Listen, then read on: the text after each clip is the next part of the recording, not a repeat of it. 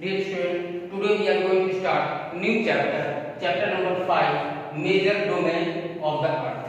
यानी आज हम ज्योग्राफी में चैप्टर 5 पढ़ने जा रहे हैं कि पृथ्वी के मुख्य जो है स्थलकृतियां कौन कौन सी है, कौन से भूभाग है पृथ्वी के अंदर।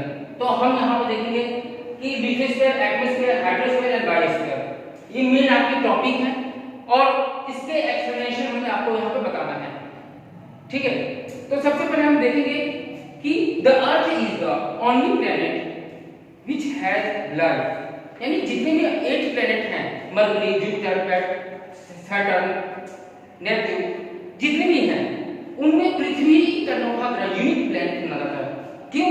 क्योंकि पृथ्वी एक ऐसा प्लेनेट है जहां पे मानव का जीवन है। बाकी किसी प्लेनेट में पशु, पक्षी, जीव जंतु, मनुष्य इत्यादि नहीं रह सकते। ओनली वन प्लेनेट अर्थ, इसलिए अर्थ को एक यूनिक प्लेनेट माना गया है।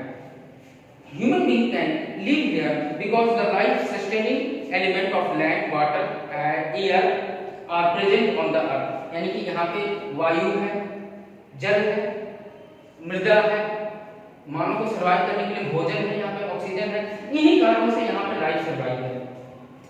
The surface of the earth is a complex zone in which 3 main components of the environment, यानी कि इसके मुख्य 3 कंपोनेंट हैं एनवायरनमेंट जो एक दूसरे से इंटरेक्ट करती हैं। The solid portion of the earth on which we live is called lithosphere. Lithosphere यानी कि पृथ्वी का जो ठोस भाग है उसे हम लिथोस्फीयर कहेंगे।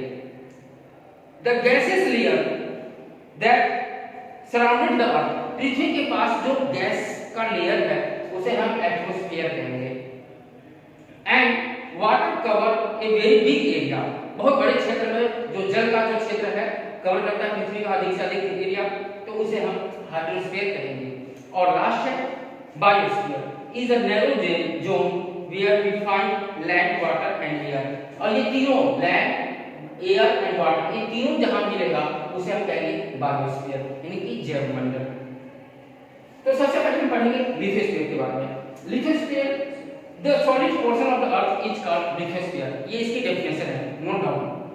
The solid portion of the earth is called the lithosphere, यानी पृथ्वी का जो ठोस भाग है उसे हम लिथोस्फीयर कहते हैं। It comprises the rocks of the earth crust and thin layer of the soil that contain nutrient element which sustains organism, यानी कि जो अर्थ का जो सबसे टॉप लेयर होता है क्रस्ट लेयर वो, और साथ में मृदा जिसमें न्यूट्रिशन की मात्रा होती है, जिसमें जीव जंतु उस पर डिपेंड होते हैं, वो हमें लिथोस्फीयर में मिलेगा। Lithosphere the large land mass are known as continent. तो लिथोस्फीयर में जो बड़ा भूभाग है उसे हम कॉन्टिनेंट कहते हैं, जिसे हम हिंदी में महाद्वीप कहते हैं। And the huge water bodies known as ocean, जो जल का बहुत बड़ा क्षेत्र है उसे हम ओशियन कहते हैं, महासागर कहते हैं। तो आइए हम देखते हैं कि वर्ल्ड में कौन कौन से कॉन्टिनेंट हैं और कौन कौन से ओशियंस हैं। तो सबसे पहले कॉन्टिनेंट में देखेंगे, there are total 7 continent in the world. The first continent, the largest big continent in the world is Asia. Asia is the largest continent. ये कॉन्टिनेंट में टोटल कितने हैं? 7 कॉन्टिनेंट हैं, जिसमें एशिया सबसे बड़ा महाद्वीप माना जाता है। It covers about 1/3 of the total land area of the earth. पूरे विश्व का जो भूभाग है उसका 1/3 क्षेत्र जो है एशिया महाद्वीप में है। The continent lie in the eastern hemisphere. The tropic of Cancer passes through this continent, यानी कि ट्रॉपिक ऑफ कैंसर होता है वह इस एशिया महाद्वीप से गुजरता है। Tropic of Cancer, Tropic of Capricorn, और बीच में आपका जो है इक्वेटर आ जाता है। तो आपका ट्रॉपिक ऑफ कैंसर जो है किस महाद्वीप से होकर गुजरता है? तो एशिया महाद्वीप से। ये कुछ इंपॉर्टेंट पॉइंट्स हैं जिसको आपको नोट करना है। Asia is separated from the Europe by Ural mountain on the west, और एशिया का जो महाद्वीप है वो यूरोप के महाद्वीप से किस क्षेत्र से अलग है? यूरोप का जो एक विशाल जो है आपका पर्वत शिखर है जिसे हम यूराल कहते हैं, यूराल पर्वत से ये अलग होता है। यानी एशिया और यूरोप को अलग करने वाली पर्वत का नाम है यूराल पर्वत। The combined landmass of Europe and Asia is Eurasia, और एशिया और यूरोप का जो कुछ क्षेत्र है जो मिला जुला है उसको हम यूरेशिया के नाम से जानते हैं। तो एशिया के बाद नेक्स्ट आता है आपका कौन सा, Europe. Europe much smaller than Asia, ये एशिया से छोटा है। The continent line in the west of Asia, यानी एशिया के पश्चिम में है ये। The Arctic Circle passes through it, Arctic Circle इससे पास गुजरती है। It bounded by water bodies of 3 sides. Look at the map in the world. अब वर्ल्ड मैप में देखेंगे जो तीन यूरोप महाद्वीप है, ऐसा महाद्वीप है जो तीनों क्षेत्रों से, तीनों स्थानों से, महासागरों से घिरा हुआ है। नेक्स्ट आएगा अफ्रीका।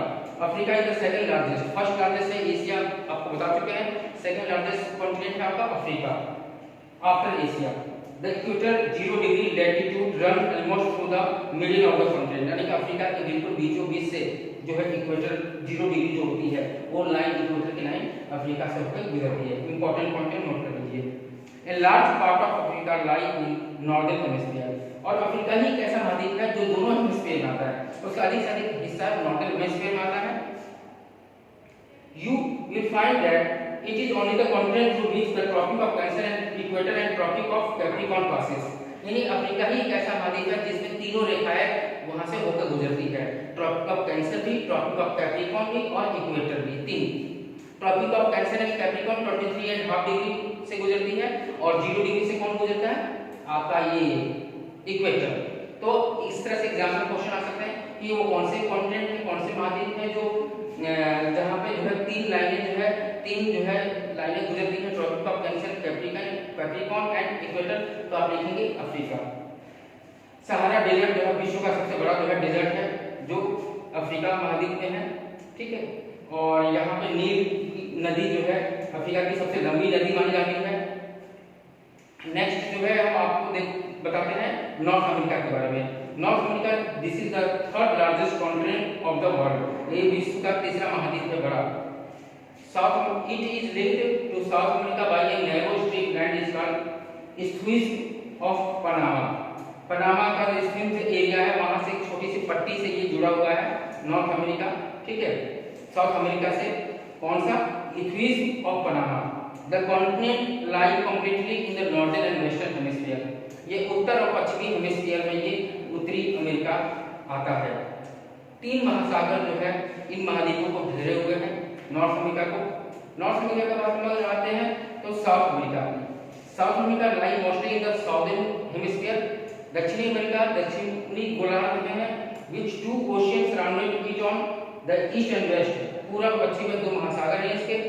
यहाँ पे जो है बड़े-बड़े जो है एंडीज पर्वत हैं जो बहुत विशाल पर्वत हैं, और दक्षिण अमेरिका में जो है सबसे बड़ी जो नदी लंबी मानी जाती है वो है अमेजन।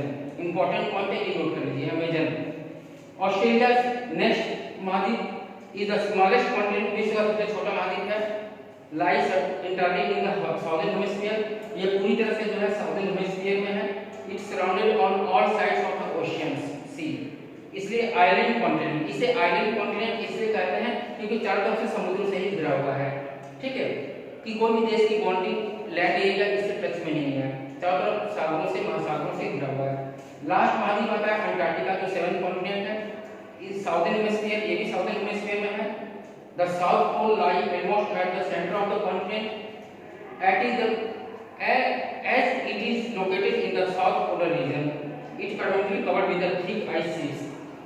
ये साल भर बर्फ से ढका रहता है, माइनस डिग्री टेम्परेचर होता है यहाँ पे ह्यूमन लाइफ बहुत कम होती है, ना के बराबर, क्योंकि इतने कम टेम्परेचर में ह्यूमन लाइफ सर्वाइव नहीं कर पाती। These are named मैत्री एंड दक्षिण गंगोत्री। ये जो है कई सारे देश के लोग अपने रिसर्च सेंटर यहाँ पर लगाए हैं। इंडिया का जो रिसर्च सेंटर है उसका नाम मैत्री और दक्षिण गंगोत्री कह सकते हैं। नेक्स्ट आपका आता है हाइड्रोस्फीयर। हाइड्रोस्फीयर यानी कि पृथ्वी के पास जो फ्रेश वाटर होती है, पृथ्वी का जो भाग होता है वहां पर जल का जो भाग होता है, फ्रेश वाटर जो है ओनली 2.5 जो पीने लायक होता है, और ओशियन में 97.5% वाटर होता है जो पीने लायक नहीं होता, साल्टी वाटर होता है। तो हाइड्रोस्फीयर जल भाग जो एरिया होता है, the earth is called the blue planet. Earth को पृथ्वी का ब्लू प्लैनेट इसे कहते हैं क्योंकि ये यहाँ पर अधिकतर 70% जो है एरिया वाटर से कवर है, 71% अप्रोक्सीमेटली, और 29% जो है लैंड एरिया है, इसलिए इसको जो पृथ्वी को ब्लू प्लैनेट कहते हैं। अंतरिक्ष से देखने पे हमें ये नीला दिखाई देगा। Hydrosphere consist of water in all it's form.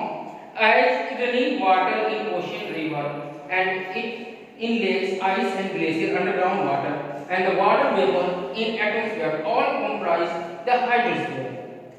यानी कि जल के कई रूप हैं, झील है, तालाब है, आपकी नदी है, महासागर है, ये सब जो है हाइड्रोस्फीयर के ही पार्ट कहलाते हैं।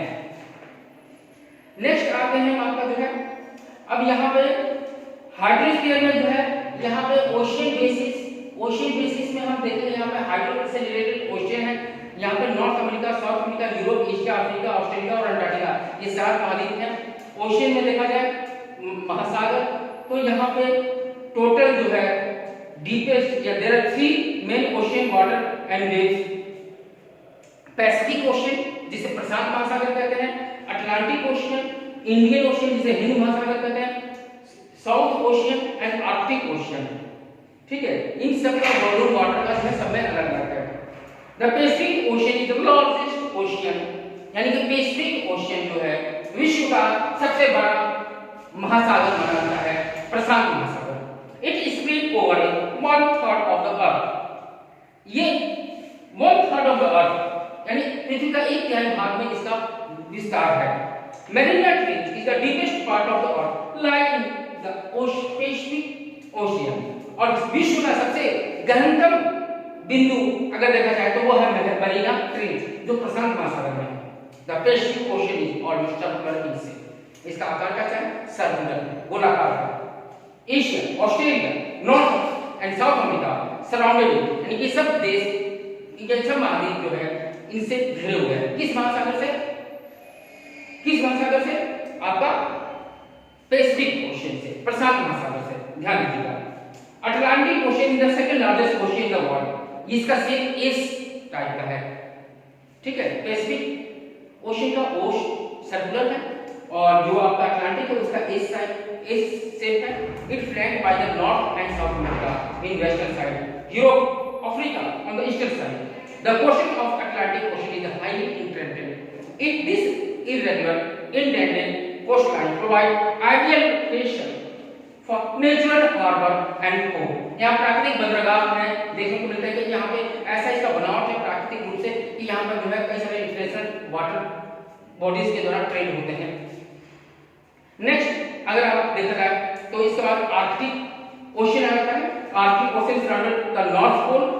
It connected with the Pacific Ocean by the narrow stretch shallow water known as Bering Strait. It is bound by north coast of North America and Eurasia. North America and Eurasia, point to be noted. And the last, atmosphere. Atmosphere, hydrosphere हो गया। अब ये आपका atmosphere, next आपका atmosphere किसे कहते हैं? The Earth is surrounded by the layer of gas is called atmosphere. पृथ्वी जो है वायु और हवा से जो घिरा होता है उसे हम एटमॉस्फेयर कहते हैं, लेयर ऑफ द गैस। और इसमें 1 2 3 4 टोटल 1 2 3 4 5 टोटल 5 लेयर्स हैं एटमॉस्फेयर के। पहला है ट्रोपोस्फेयर, क्षोभमंडल, stratosphere, mesosphere, thermosphere and exosphere. सबकी कंडीशन अलग है और सब में जो है अलग-अलग चीजें यहाँ पर बताई गई है। सबसे पहले हम देखेंगे एटमॉस्फेयर में तो 1600 किलोमीटर का जो एरिया होता है डिवाइडेड टू 5 लेयर्स, वह 5 लेयर में बांटा गया है। ये टोटल 1600 किलोमीटर का एरिया है जिसको 5 भागों में बांटा गया है। ठीक है, the layer starting from the earth surface is called troposphere. जो पृथ्वी से बिल्कुल ऊपर उठा हुआ है उसे हम ट्रोपोस्फेयर कहते हैं। ये आपका क्षोभमंडल इस हिंदी में कहते हैं। स्ट्रेटोस्फेयर, इसको stratosphere, then meso, then thermo and last exo. The atmosphere composed mainly of nitrogen and oxygen। और अगर एटमॉस्फेयर में देखा जाए तो इसमें नाइट्रोजन की मात्रा ज्यादा होती है, nitrogen and then oxygen. Nitrogen कितना होता है? तो नाइट्रोजन जो है अप्रॉक्सीमेट 78% नाइट्रोजन होता है और 21% जो है ऑक्सीजन होता है और बाकी जो बच गया वो छोटे-छोटे गैसेस हो जाते हैं। Carbon dioxide, argon, other gases वो 0.1002% इतना इनकी क्वांटिटी है। 1% of the body. Oxygen is the breath of life, while nitrogen help in the growth of living organism. Nitrogen से जो है जैविक जो ऑर्गेनिज्म है उनको विकास के लिए जरूरी है और ऑक्सीजन मानव के सांस लेने के लिए जरूरी है। ये दोनों ही इंपॉर्टेंट पार्ट्स हैं एटमॉस्फेयर के। प्लांट्स, ह्यूमन बीइंग सब इसी पर डिपेंड है। नेक्स्ट आता है आपका जो है बायोस्फीयर। जिसे हम जियोमेट्रिक कहते हैं। ध्यान दीजिएगा, the biosphere is a narrow zone of the contact between the land, water and air. ये स्थल भाग, जल भाग और वायु तीनों का मिश्रण है। It is this zone the that life that is unique to the this planet exist.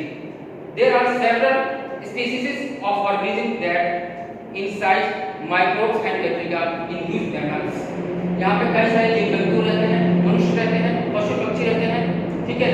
और यहाँ पर बताया गया है कि जितनी प्लांट किंगडम है, एनिमल है किंगडम है, वो सब बायोस्फीयर के ही पार्ट माने जाते हैं। फॉरेस्ट ये सब उसी के पार्ट माने जाते हैं। जो भी वोल्केनो होते हैं, जो भी एक्टिविटी होती है, ये सब घटनाएं यहाँ पे बायोस्फीयर में देखने को मिलते हैं।